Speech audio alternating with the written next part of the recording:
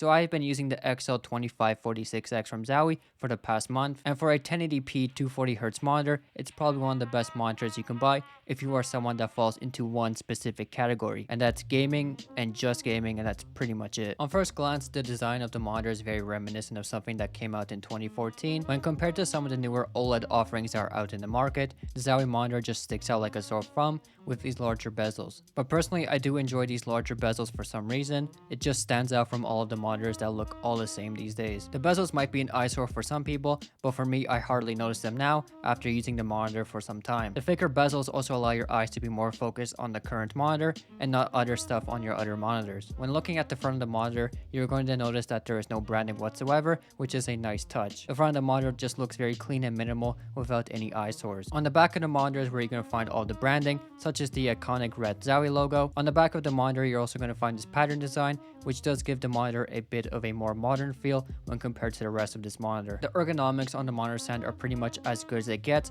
from a monitor stand that comes right out of the box. First of all, the footprint of the base is quite small, so if you opt out of using a monitor arm like I have, you'll still have plenty of room for your keyboard. On the stand, you'll find an indicator letting you know how high the monitor is, so you'll always have the perfect height in case you move the monitor around or lower it on accident. The same is found on the stand, letting you know the rotation of the base if you have rotated it to accommodate your keyboard. The monitor stand also has this weirdly positioned text, letting you know that the monitor stand accommodates 35 degrees of tilt. Overall, the stand that comes right out of the box gets an A+ for me, lets you pretty much do everything you need to get the perfect angle. Only thing that is missing from the stand is the ability to rotate it to something like 90 degrees to use it as a second monitor, but that's not a deal breaker at all. One of the best things the Zowie monitors come with is this little remote called the S switch. This is a remote that plugs in directly into the monitor and allows you to save up to 3 profiles directly onto the remote, so you can easily switch between profiles if you have it set up for different games. I was mostly using the remote to just navigate through the OSD.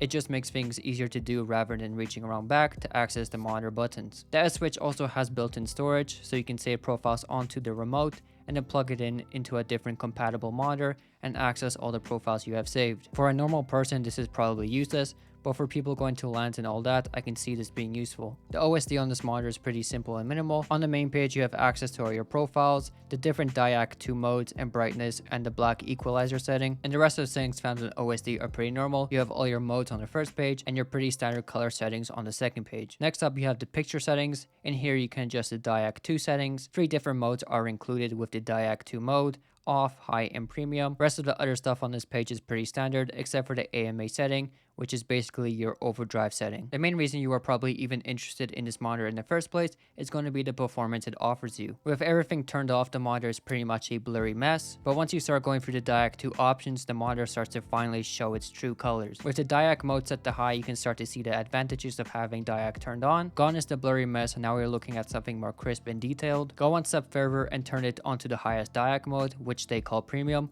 and it looks pretty much the same, but just a tiny bit sharper. For a gaming monitor, just this level of motion clarity is good enough for most, but with the Zowie, you can turn on something called AMA, which is their version of pretty much overdrive. With AMA on, it removes some of the ghosting found, so the motion clarity is going to be even greater. The sweet spot for me was diac set to premium with the AMA set to high, as I noticed a bit of detail being lost when setting the AMA to premium. The actual screen itself is pretty much perfect for me when it came to gaming. My main game was Overwatch 2, and I usually main Soldier 76, and I noticed that tracking was way easier just because I can see way easier as a thing I was aiming at, just because of that increased motion clarity. I do see this monitor being way better for heavy tracking games such as Apex and Overwatch, and less for static games such as Valorant or CSGO, just because you are taking more advantage of the motion clarity in those longer time to kill heavy tracking games. Overall, I just felt way more confident in games with my aim, and I might even say, yes, this might even make you better at games. So who exactly is this monitor for? First off, let's talk about how this monitor is for actual day-to-day use. For day-to-day use, this monitor is just fine. The colors from the monitor are nothing special at all, and they'll just be alright for watching content and browsing the web. For more color accurate tasks such as video editing and stuff like that,